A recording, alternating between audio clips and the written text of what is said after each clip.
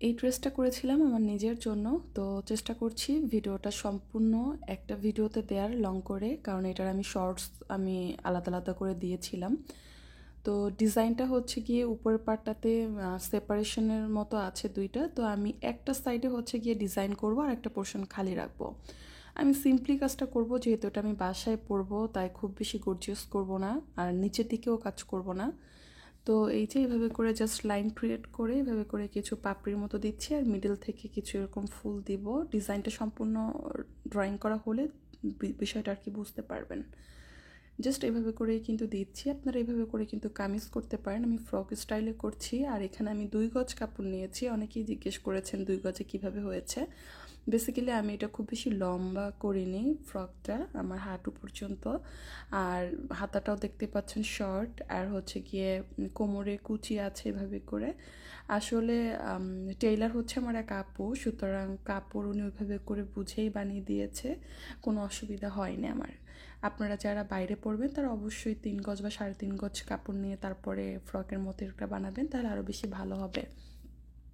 তো সম্পূর্ণ ডিজাইনটা আঁকার পরে মনে হচ্ছিলো খালি খালি লাগে, তো সম্পূর্ণ ডিজাইনের ভিতরে এভাবে করে আবার ছোট ছোট ডিজাইন এঁকে নিচ্ছি। তো দেখুন ডিজাইনটা কিন্তু সিম্পলের ভিতরে খুবই সুন্দর হয়েছে। এই যে একটা পোর্শনে করেছি আর একটা পোর্শন খালি রেখেছি। তো আমি এখন স্লিভসের ডিজাইনটা শেয়ার করছি। আর আপু হচ্ছে কি এখানে একটা কালারের পাইপিং লাগিয়ে দিয়েছে। বেসিক্যালি আমি তাকে বলিনি এই কালার লাগাতে, সে তার ইচ্ছে মতো লাগিয়েছে। সুতরাং এখন ওই অনুযায়ী হচ্ছে আমি সুতার কালারটা সিলেক্ট করেছি যেন সুন্দর লাগে পাইপিংয়ের সাথে মিল রেখে। আর এই যে এভাবে করে আমি দিয়ে দিচ্ছি স্টিচ একেবারে স্লিভসের সাইড থেকে। এখানে আমি একটা ডিজাইন করব, এতে করে দেখতে সুন্দর লাগবে। আর এই স্লিভসের ডিজাইনটা কিন্তু আপনারা ব্লাউজের স্লিভসেও করতে পারেন, অথবা যে কোনো বর্ডার লাইন হিসেবে কিন্তু এই ডিজাইনটা করতে পারেন। বেশ ভালোই লাগবে, আমার কাছে বেশ ভালোই লেগেছে আর করতে খুব বেশি সময় লাগে না। এই যে এইভাবে করে কিন্তু করতে হবে, এটাকে বলে ব্রোকেন চেইন স্টিচ।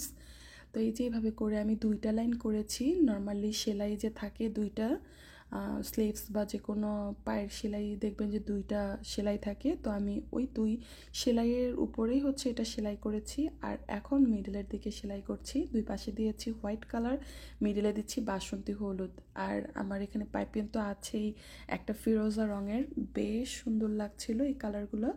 আর কালার কম্বিনেশনটা সত্যিই অনেক দারুণ ছিল, আপনারা চাইলে করতে পারেন। আর ড্রেসের কালারটা হচ্ছে গিয়ে হট পিঙ্ক অথবা ডিপ ম্যাজেন্ডা টাইপ, এখানে হয়তো লাল মনে হচ্ছে।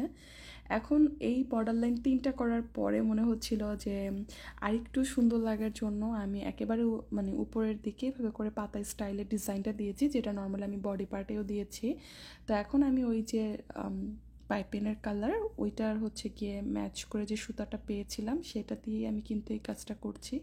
বেসিক্যালি এই সুতার কাজটার জন্যই বেশি ভালো লাগছিল মানে ড্রেসটা। এখানে আমি লং ফ্রেঞ্চ নট দিচ্ছি। ফ্রেঞ্চ নট যেভাবে করতে হয় সেভাবেই করবেন, জাস্ট আপনি একটু লং করে সুইটা আর কি ইন করাবেন। আর মাঝখানে একটি স্টিচ দিয়ে এটাকে আমি আটকে নিলাম। আর এই যে সুন্দর পাতাটা হয়ে গেছে, দেখুন কি দারুণ লাগছে। এভাবে করে কিন্তু শাড়ির পায়েরও করতে পারেন, বেশ ভালো লাগবে আর খুব বেশি সময়ও লাগে না, অল্প সময়ে করা যাবে। এই যে স্লিভসটা এরকম হবে, বেশ সুন্দর হয়েছে মাশাআল্লাহ। এখন আমি আর কি দেখাচ্ছি যে সুতাগুলো, অনেকেই দেখতে চান সুতা কি সুতা। এগুলো হচ্ছে লাচ্ছি সুতা, এগুলাকে সুন্দরী সুতা, ফেটি সুতা, বেনি সুতা, চিকন উলের সুতা, অনেকে অনেক নামে বলে থাকে। আমি এখানে 3টা কালার সুতা ব্যবহার করছি। আর ফুলের কাজটা আমি করছি সাদা কালার সুতা দিয়ে, আর পাতাগুলো হচ্ছে করছি মানে পাপড়িগুলো করছি ফিশবন স্টিচ দিয়ে। যেহেতু ফুলের সাইজটা কিন্তু খুব বেশি বড় না, তাই আমাকে স্টিচগুলো ছোট ছোট করে দিতে হচ্ছে, আর খুব বেশি স্টিচও দরকার হচ্ছে না, অল্প স্টিচেই কিন্তু এই পাতাগুলো হয়ে যাচ্ছে। আপনারা যদি আরও বড় কোনো কিছুতে কাজ করতে চান সেক্ষেত্রে ডিজাইনটা আর একটু বড় বড় করে আঁকবেন, সেক্ষেত্রে কাজ করতে সুবিধা হবে। তো এই যে পাপড়িগুলো হয়ে গেল, এই ফুলের ডিজাইন আমার কাছে বেশ সুন্দর লাগে দেখতে। আর মিডলে দিচ্ছি বাসন্তী হলুদ, এটা কিন্তু হলুদ না, বাসন্তী হলুদ, কমলার থেকে একটা লাইট কালার। এটা অনেক ভালো লাগে আমার কাছে, আমার খুবই ফেভারিট এই কালারটা। আর সাদা আর এই হলুদের এই ফুলটা কিন্তু যে কোনো ডিপ কালার কাপড়ের উপর ভালো লাগে। আর এই যে ডিজাইনটা আছে সেখানে মূলত 2টা 4 দিচ্ছি, একবার দিচ্ছি ব্রোকেন চেইন স্টিচ আর একটা দিচ্ছি নর্মাল একটা চেইন স্টিচের মতো, কিন্তু একটু বাইরের দিক দিয়ে দিচ্ছি, দেখলেই বুঝতে পারবেন আসলে আমি স্টিচটার নাম জানি না। এমনিতেই আর কি মনে হলো যে এভাবে করে করি, দেখতে একটু ডিফারেন্ট লাগবে, কারণ এই ডালটা হচ্ছে গিয়ে যে কোনোভাবেই করা যেত, like fish back stitch for, তারপর হচ্ছে স্টেম স্টিচ, ওকে, চেইন স্টিচ। তো আমার কাছে মনে হলো এইভাবে করে একটু ডিফারেন্টভাবে করি, যেন একটু জিগজ্যাগ বা কাটা কাটা লাগে, দেখতে সুন্দর লাগবে। সম্পূর্ণ কাজটা করার পরে কিন্তু অনেক বেশি দারুণ লাগছিল, বিশেষ করে পাইপিনের কালারের সাথে ম্যাচ হয়ে যাওয়াতে সুতাটা বেশি সুন্দর হয়েছিল। যদি ম্যাচ না হতো তাহলে একটু বিপাকেই পড়ে যেতাম কাজটা করতে। তো যাই হোক, এখন স্লিভসে যে ডিজাইনটা করেছিলাম সেটাই আমি আবার লং ফ্রেঞ্চ নট দিয়ে এই পাতার ডিজাইনটা করছি। এই যেভাবে করে দিয়ে বাম হাতের বুড়ো আঙুল দিয়ে চেপে ধরে সুতাটা তারপরে করে নেবেন। এটা খুবই সহজ, কয়েকবার ট্রাই করলেই হয়তো পারবেন। আর যারা একেবারেই বিগিনার, সেলাই একটু 19-20 বা খারাপ হলে মন খারাপ করার কিছু নেই। সেলাইয়ের ফিনিশিং ডিপেন্ড করে আপনার এক্সপিরিয়েন্স বা আপনার কাজের দক্ষতার উপরে। একটু আস্তে ধীরে কাজ করলে ইনশাল্লাহ পারবেন, এটা কঠিন কিছু না।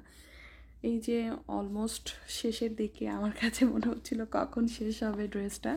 তো আলটিমেটলি কাজটা শেষ হলো, এখন আমি শেয়ার করছি সম্পূর্ণ ডিজাইনটা আপনাদের সাথে। আর জামার নিচের অংশে আমি কিন্তু দিয়েছি এভাবে করে একটা আর কি লাইন এভাবে করে, যেটা স্লিভসে করেছিলাম। আর আমার এই ডিজাইনটা কিন্তু গোল, কিন্তু একটা সাইড হচ্ছে গিয়ে ফাড়া মানে খোলা আর একটা সাইড আটকানো। তো জাস্ট ওইভাবে করে ঘুরিয়ে আমি একটা লাইন করেছি সাদা সুতা দিয়ে, যেন দেখতে ভালো লাগে। আর কোনো কাজ করিনি, যেহেতু এটা বাসায় পরবো, খুব বেশি কাজ করিনি। তো অনেকেই বলেছিলেন 2 গজে আমি কিভাবে আমার সাইজের একটা ড্রেস বানালাম, তো আমি মাপটা বলে দিচ্ছি। এখানে কিন্তু আমি খুব বেশি লং করিনি, আগেই বলেছি। তো এই যে দেখুন কুচিগুলো খুব পাতলা পাতলা করে দেয়া আছে। তো এখানে আমি কিন্তু এই যে দেখুন লংটা আছে আমার অলমোস্ট 33 এরকম, মানে আমার হাঁটু থেকে একটু উপরে বা হাঁটু পর্যন্ত এরকম। আর বডিও আছে 38। এই যে, যেহেতু টেইলার্স আমার পরিচিত, তাই আসলে আমার কাছে মনে হচ্ছে সে তার একেবারেই সর্বোচ্চ দিয়ে ড্রেসটা বানিয়েছে। আমি এভাবে 5টা ড্রেস করেছি, ইনশাআল্লাহ আস্তে আস্তে সবগুলোই শেয়ার করব। কাজটা কেমন লাগলো অবশ্যই কমেন্ট করে জানাবেন, আর ভালো লাগলে লাইক দিয়ে দিয়েন। আজকের জন্য বিদায় নিচ্ছি, আল্লাহ।